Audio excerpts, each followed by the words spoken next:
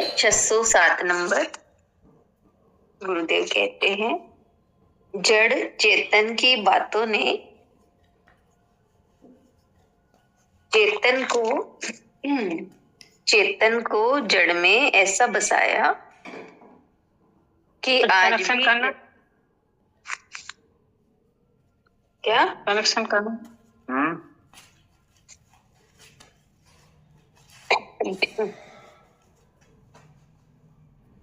फिर से पढ़ती हूँ।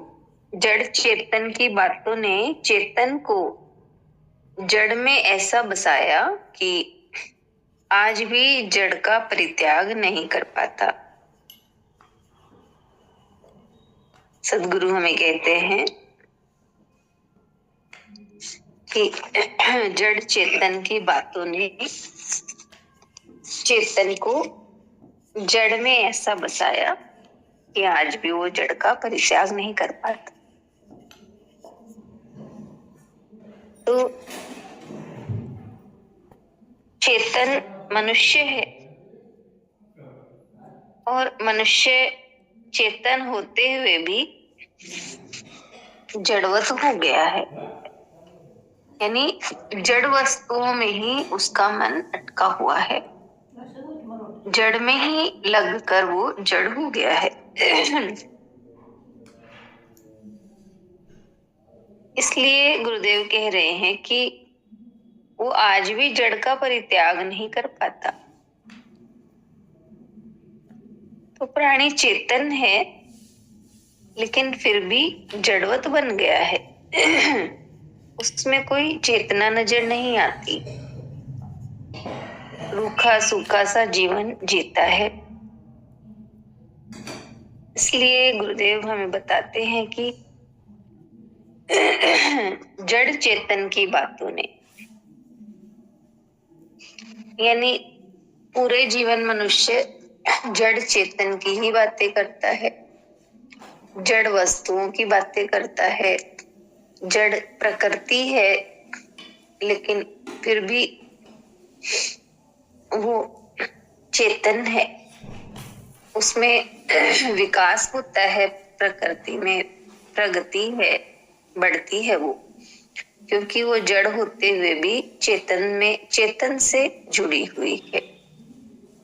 लेकिन मनुष्य चेतन होते हुए भी जड़ वस्तुओं से में लगा हुआ है, यानी ये धन है, वस्तुएं हैं, इन सब में ही लगकर वो चेतन होते हुए भी जड़ बन गया।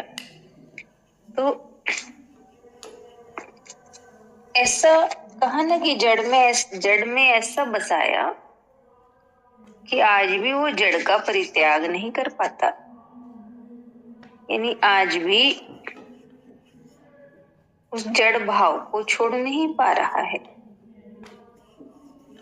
इसलिए गुरुदेव हमें कह रहे हैं कि मनुष्य फिर चेतन होते हुए भी उसकी वो चेतना है वो व्यर्थ ही चली जाती है, चेतन जीवन व्यर्थ चला जाता है। इसलिए संत कह रहे हैं कि हमें जड़ के पीछे नहीं भागना, बल्कि अपने ही भीतर वो जो चेतन परमात्मा है उससे जुड़कर हमें भी चेतन ही बनना है। यानी चेतन तो है ही, लेकिन हमारी चेतना सुप्त है। इसलिए सतगुरु हमें यही बता रहे हैं कि हमें अपने ही भीतर जो परमात्मा है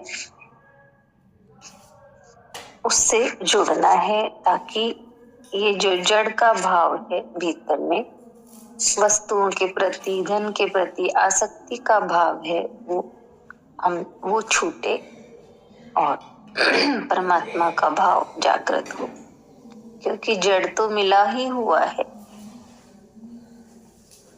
लेकिन वास्तविक हमारा जो स्वरूप है चेतन, उसको जागृत करना है। हरि ओम।